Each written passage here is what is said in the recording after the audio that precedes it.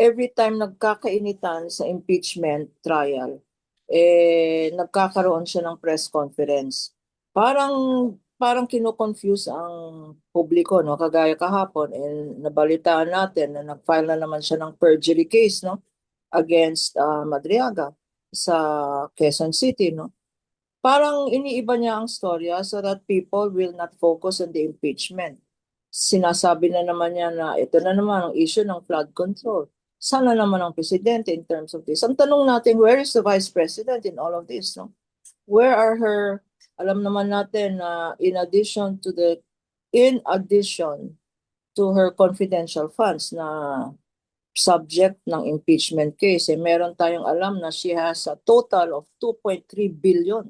In 2023, ang pondo ng Vice President in 2023, inclusive of confidential funds, was 2.3 billion.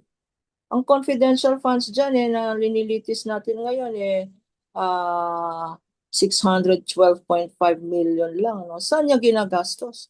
Yung pondo ng Vice President. That is where we require transparency, no?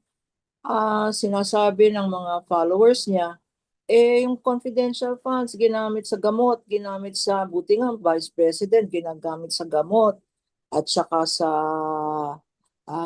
gamot, sa pagkain, sa grocery, etc., sa supplies, no?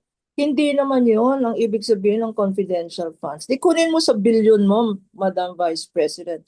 If you want transparency, you should start with yourself. Where are you spending your billions in presidential fund, vice presidential funds?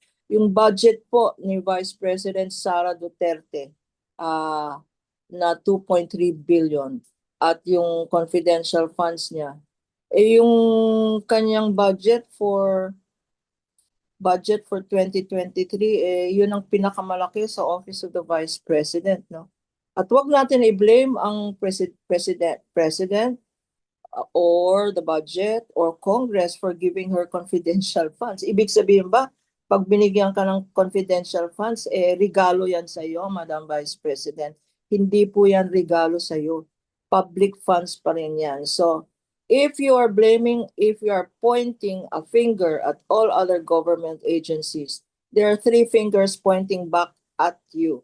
So you start with yourself and start with presenting yourself, accounting for public funds in the impeachment court.